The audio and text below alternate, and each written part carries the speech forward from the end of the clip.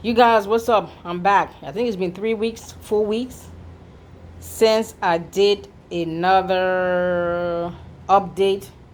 But I'm gonna call this update on my patio garden slash harvest time.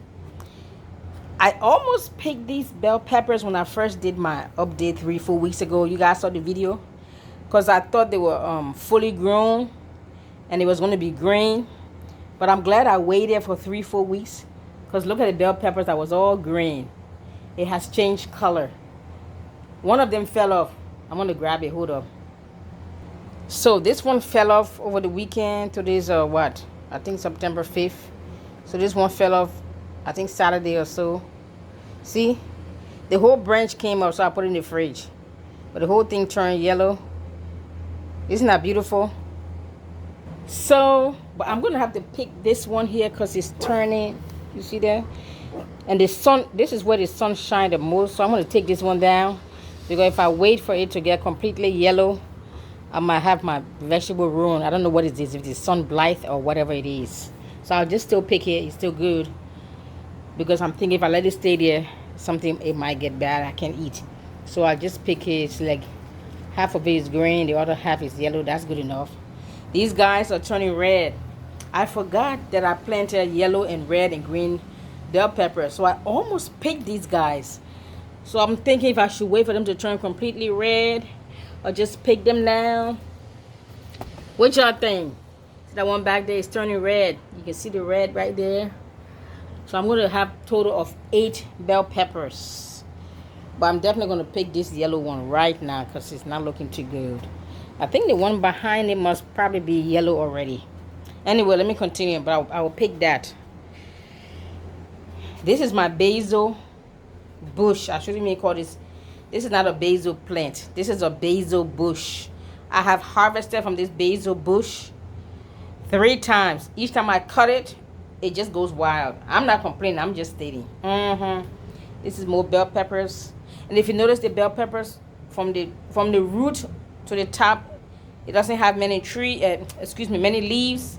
These are the leaves on the floor. I'm going to compost them. I'm learning to do composting now. Isn't that wonderful?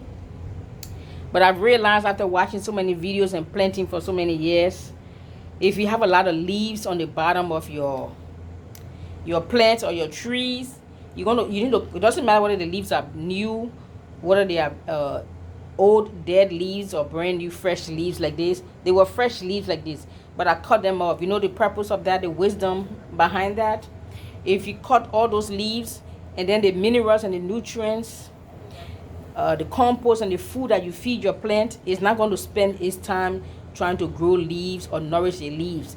All the minerals and the fertilizer you give your plant is going to go straight to the vegetables, as opposed to all those leaves. Those were fresh leaves, but now they're old because they've been there for a few days. So that's another form of pruning. So I cut all those leaves. As soon as I cut those leaves, 2 or 3 days later, I saw my bell pepper started changing colors. I was like, So all those leaves were talking about the minerals and nutrients that should have gone straight directly to the vegetables. 2-3 days later, they all changed colors. You see, so the vegetables and the leaves are competing for nutrients. And when you grow in a pot, you know you're kind of limited. So learn to prune all your stuff, you see. From the root down, I cut all them leaves off. You see there? I went and did. So I spent it a few days ago. I did all my pruning.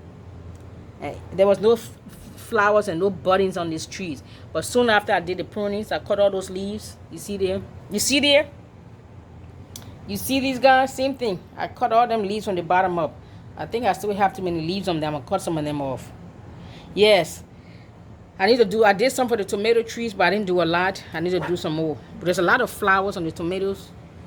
But I need to do some more pruning. This rosemary, I pruned this a lot because I use rosemary to put in my natural soap, my body wash, and I put that in my juice and my smoothie. So I never had this rosemary to grow any taller than this.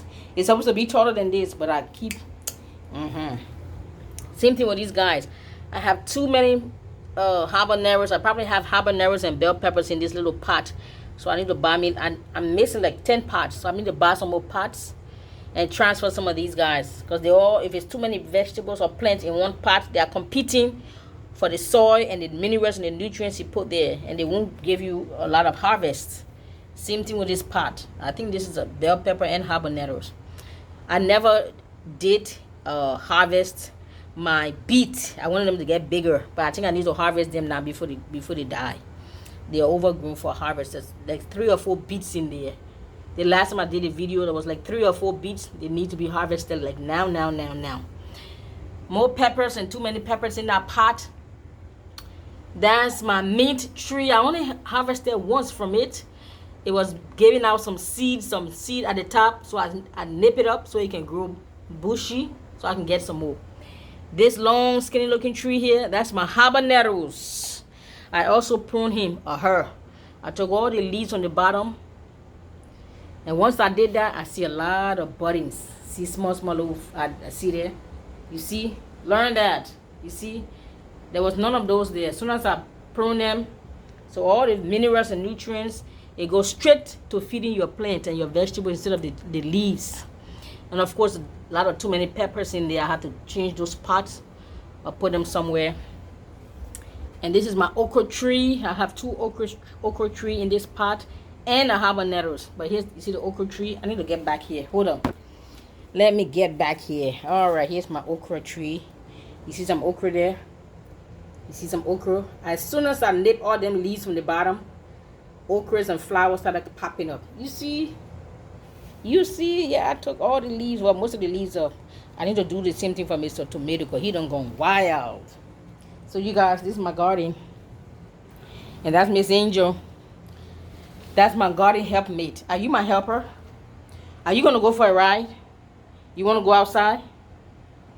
Do you want to go outside for a ride?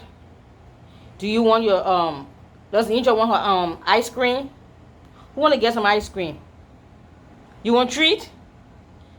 No, I think Angel want to go outside, and she want to go for a ride. And then she will get some ice cream and her stockfish. And she's going to go and give Alberta. Alberta's at the door. Let's go get her. She's coming. Are you coming to get Angel and take her for a ride?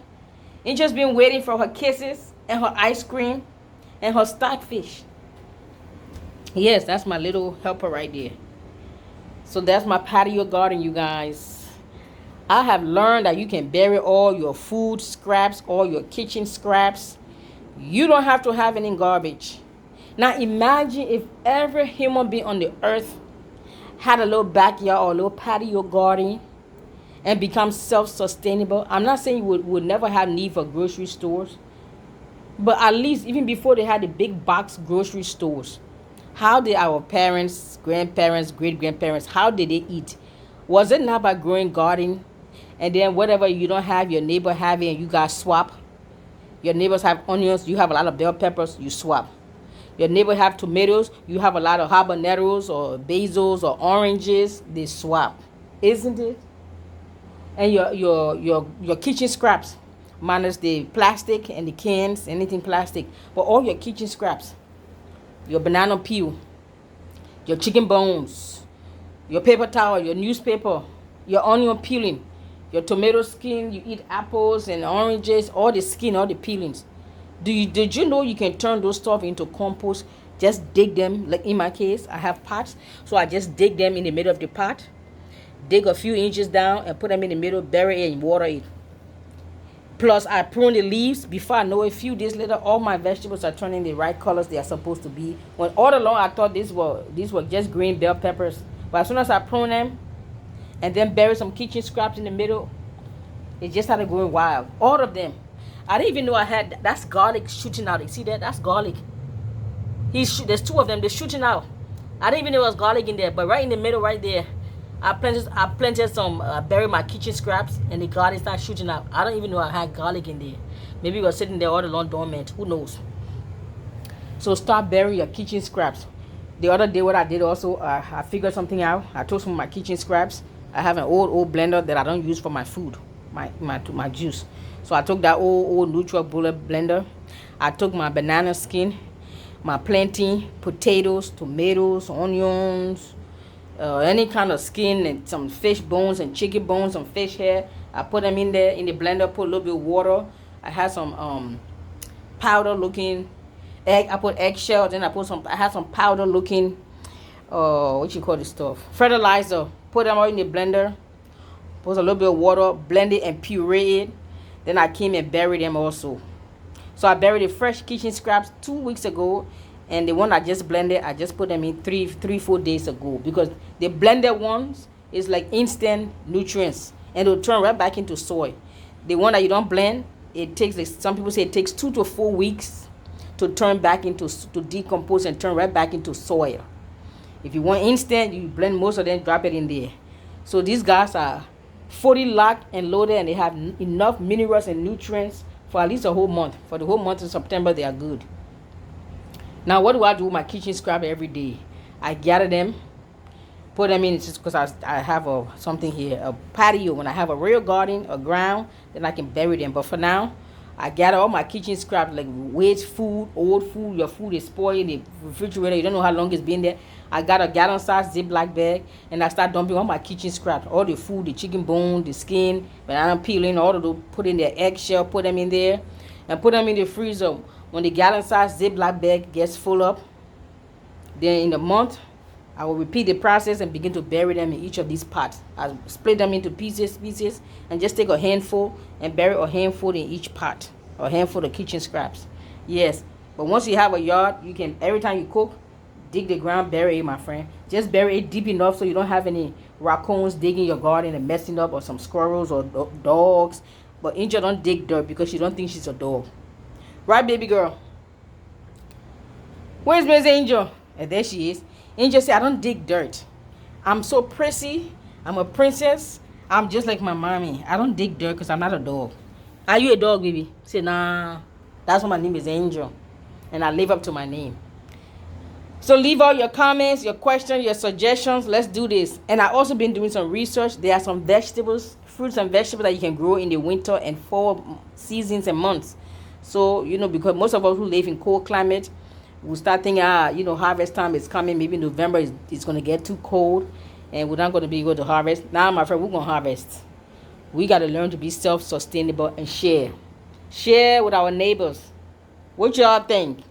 This is my harvest. I only pick out 3, but I have more. There was 8 bell peppers. I left 5 on the tree because I want them to get nice and yellow and red properly. So maybe another 2 or 3 days they will change color, then I will harvest them. For now, I just pick these 3.